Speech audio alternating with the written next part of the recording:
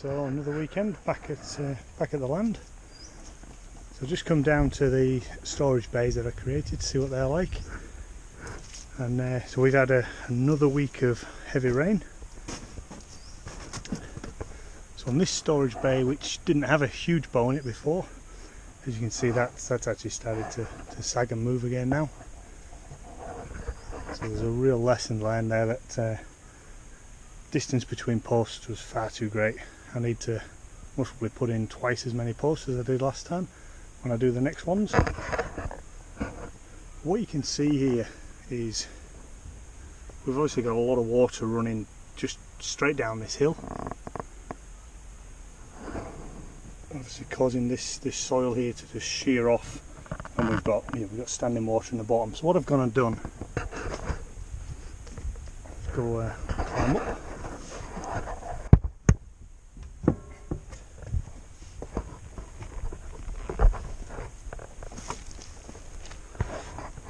What I've kind of done, as you can see there, that V-shaped trench going off to the left and going off to the right. So the idea being, any water that I get that's running down on the surface will get captured in those,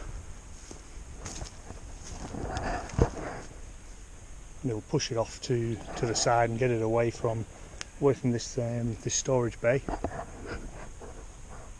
What I noticed once I've started digging,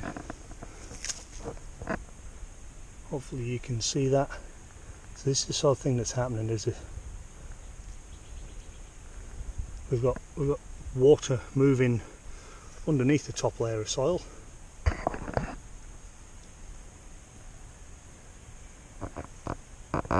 It's just running down here and forming. I've got the same on this side. So over on the left you can see just how wet all of that soil is. So it looks to me like the water has been following that route. Same thing here, got water coming out of there.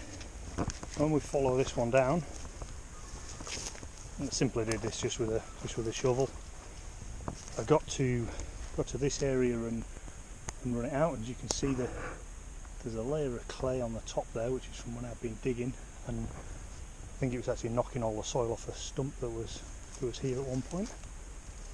And underneath we've got a real layer of bark and leaves and black soil, very good for growing in, but also it likes to hold the water a lot. And then when I come over here, I thought I was done. I realised there was water running out of the soil in this area, so I've dug a secondary trench. So hopefully you can see where that was before was allowing water to trickle down in this area and actually fill all of this up. So again, hopefully by creating a diversion there, we'll bring the soil down and it can flow down here and not affect the storage bays. But yeah, when you stood up here actually looking at the far storage bay, you can really see the bow in that wood now. But it's interesting when you get up here just exactly how much water is coming out of there.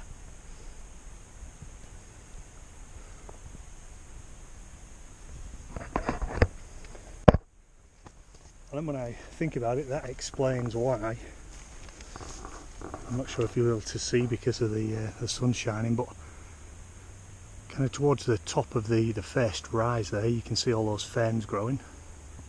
And the same over there. Now ferns only grow when there's a wet spot, so that must be a location where the soil is the water's collecting in these areas, allowing those ferns to grow, and then it's obviously through what you can sort of see in front of the camera through this area, it's then just slowly running downhill, causing the problems that I'm seeing now.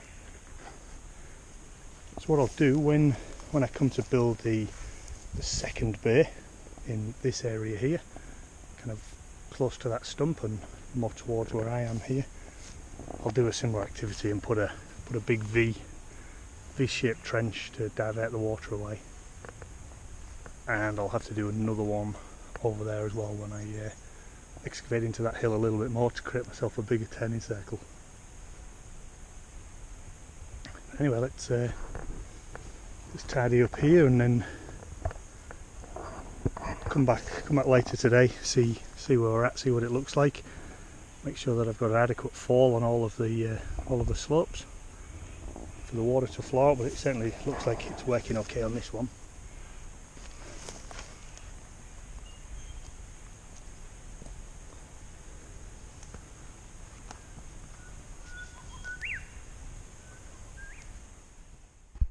Because I had some steel fencing posts, I've got about half a dozen of them, I decided to put a couple in on each side, so I just used the excavator to press them in as far as I could.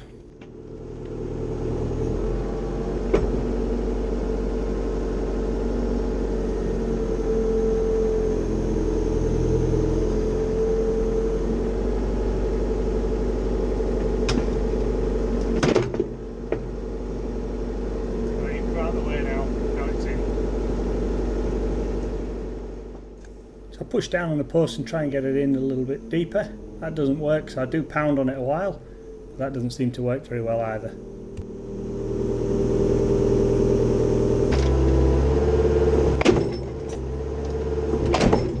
Just put the one next to it there, see how far we've gone in. I don't think we've gone in very far.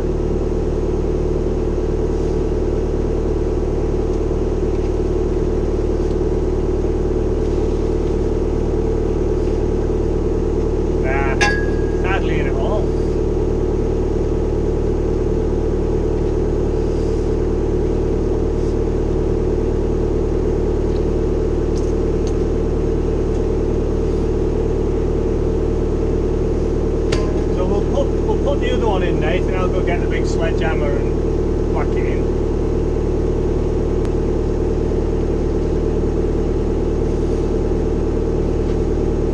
Can you go a bit more that way, a bit more into the middle? Yeah.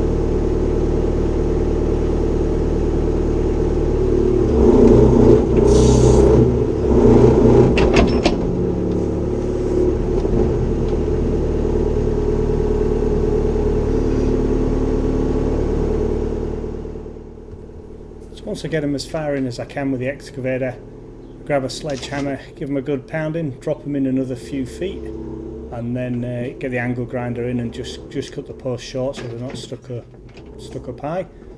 And this is how it's left. It's been fine now for over a year. We've had no more movement, and yeah, it's all fully backfilled. So stay tuned, there'll be more videos coming up soon on the rural project.